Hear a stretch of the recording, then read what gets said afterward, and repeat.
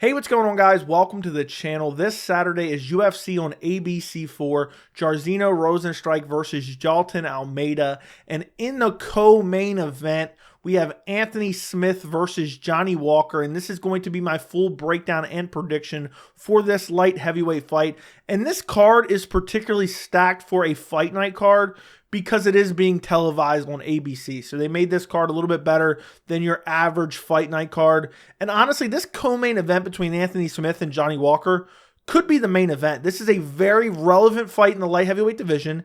It basically has title implications or kind of, like just a step away from title implications. I don't want to say it's title contender status here, but it's getting very close. And then on top of that, stylistically, this is a very exciting matchup because Anthony Smith, very rarely in a boring fight. Johnny Walker, we know Johnny Walker is never in a boring fight, win or lose. And for Johnny Walker, this is a massive fight because many years ago, back in 2019, 2018, there was a lot of hype surrounding Johnny Walker. There was a lot of talk. Oh, he's the guy to beat John Jones and take the light heavyweight title from John Jones.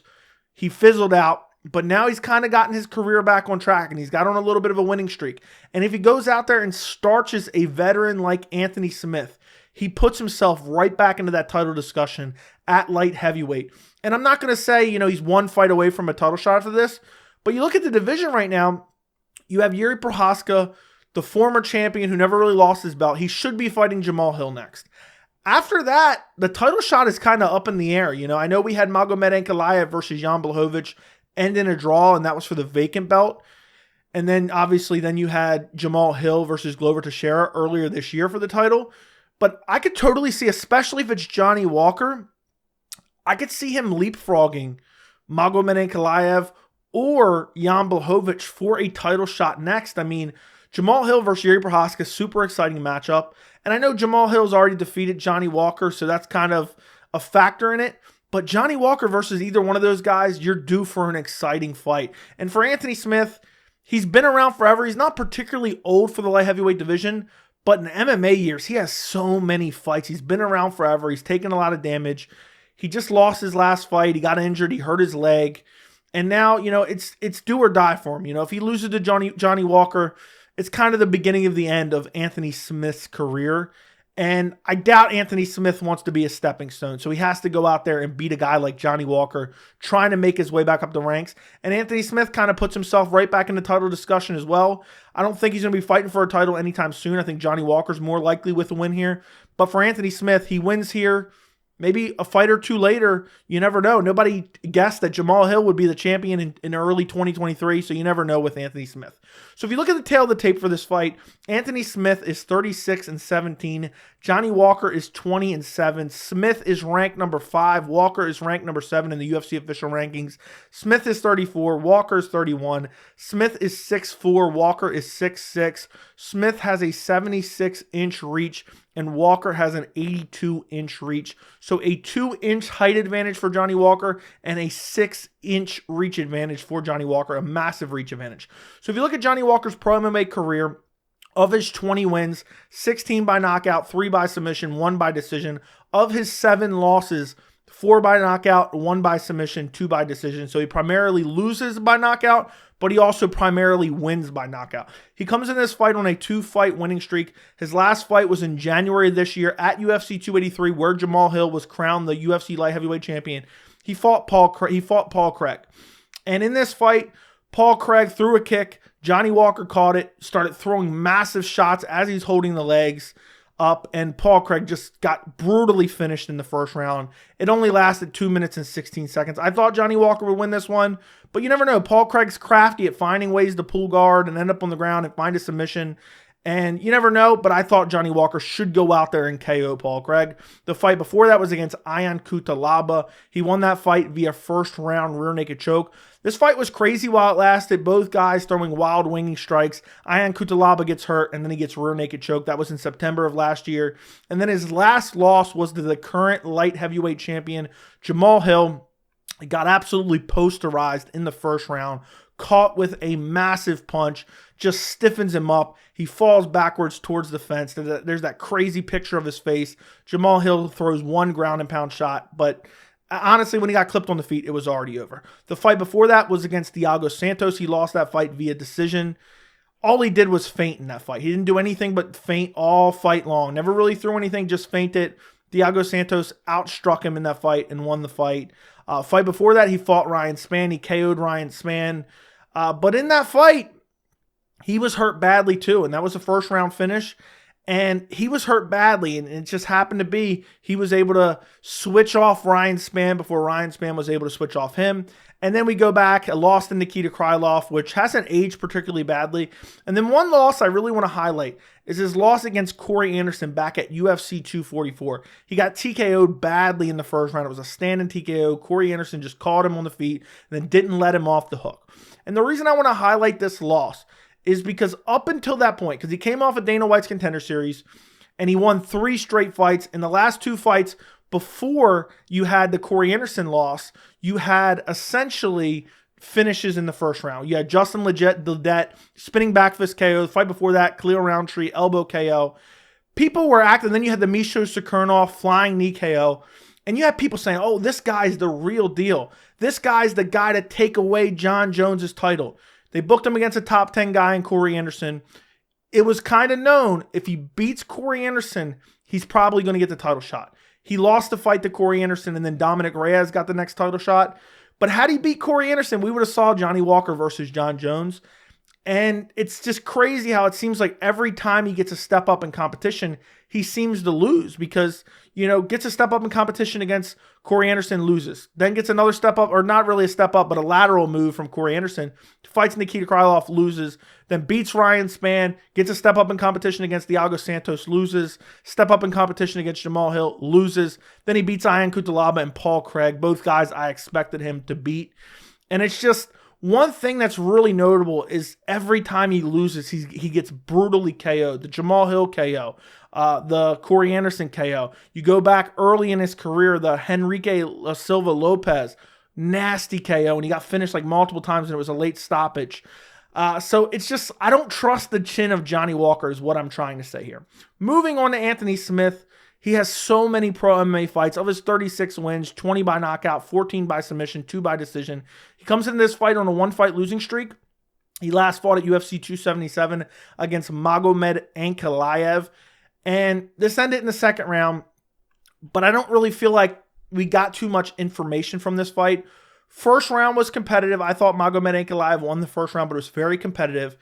Anthony Smith hurt his leg in the first round. I don't remember what it ultimately ended up being. I think it was like a fracture in the lower leg close to the ankle. And Magomed Ankalaev was checking kicks in that first round. Anthony Smith was just smashing leg kicks, getting them checked. And it was a competitive first round. Anthony Smith landed some shots. Magomed Ankalaev landed some shots. I thought Ankalaev landed the better shots. I thought he won the first round, and then he ended the first round on top. There was like a weird moment where Anthony Smith kind of fell on his back, probably due to his leg injury. And then, that kind of sealed the round for Magomed Ankalaev. Second round, Anthony Smith comes out super aggressive. He tells his corner his leg is injured. He comes out super aggressive. He backs Ankalaev up to the cage, clinches up with him, pulls guard. After he pulls guard, it's basically over. He's defenseless off his back. Magomed Ankalaev ground and pounds, finishes him. Anthony Smith had nothing to offer for him. Before that, you had a 3-fight winning streak for Anthony Smith.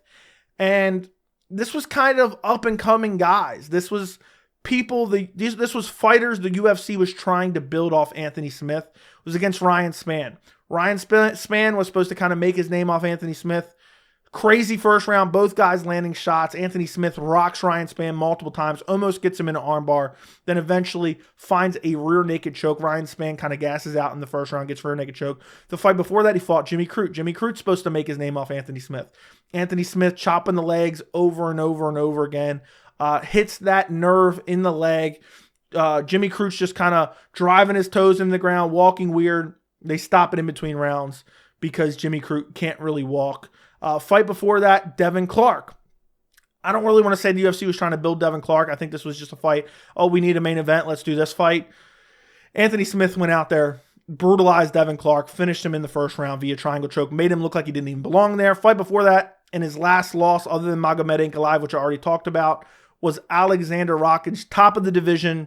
And Rakic went out there and out-grappled him, took him down, beat him up, just out-grappled him. Fight before that, Glover Teixeira, competitive early, But then as the fight went later, Glover Teixeira was just dominating him on the ground. Shame on the corner. Shame on Anthony Smith's coaches. Shame on the ref for not stopping that fight earlier. It ended up being a 5th round TKO. Then you go to a fight before that, was against Alexander Gustafsson. And I want to highlight this fight, even though it was back in 2019, because one thing Anthony Smith is kind of known for, facing adversity early and then coming back to win. Against Alexander Gustafsson, he was losing early. He comes back in the 4th round and gets a rear naked choke.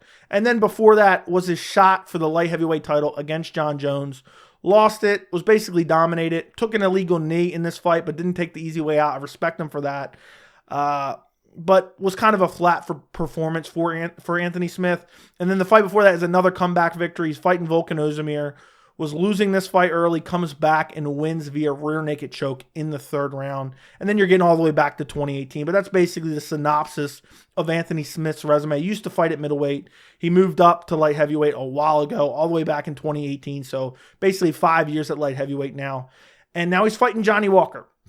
And this fight is very interesting because Johnny Walker, if he didn't have the chin issue, it's like I would almost definitely pick Johnny Walker. But it seems like every time somebody touches his chin, he gets KO'd. And, you know, I meant to mention, don't think I went through this. Anthony Smith, of his 17 losses, he's lost 10 by knockout.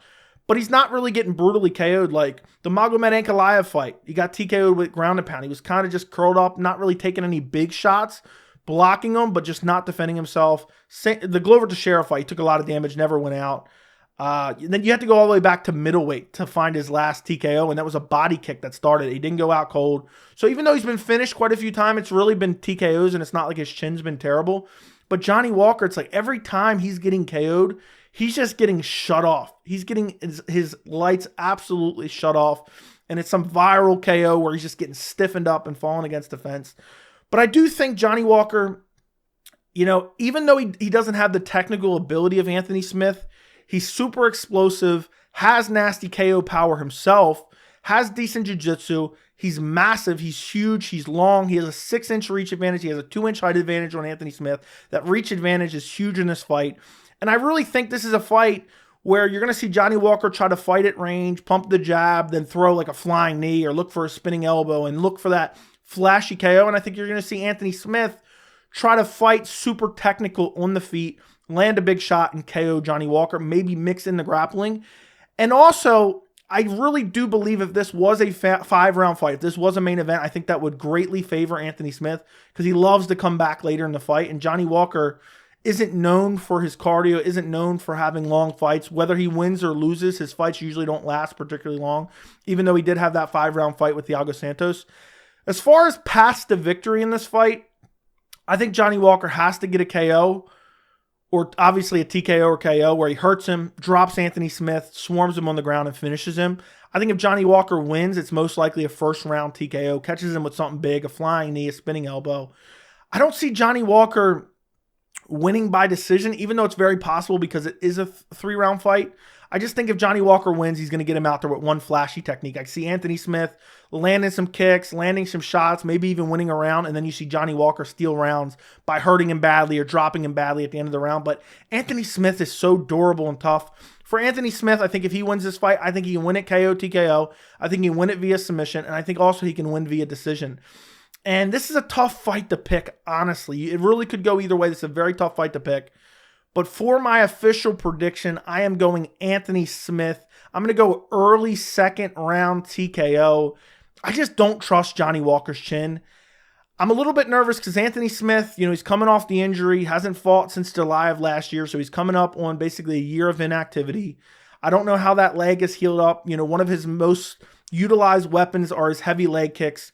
But I just think Anthony Smith is going to fight very defensively. He knows Johnny Walker's going to try to explode, land a flashy shot, and put him out.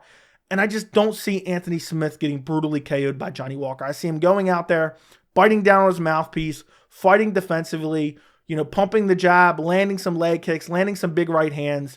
And I think early, it's going to be kind of a very tense battle where it's not super eventful, not super crazy. I think you're going to see explosions from Johnny Walker, and then you're going to see Anthony Smith shell up and kind of defend and back up and then reset, and then he's going to land some combinations.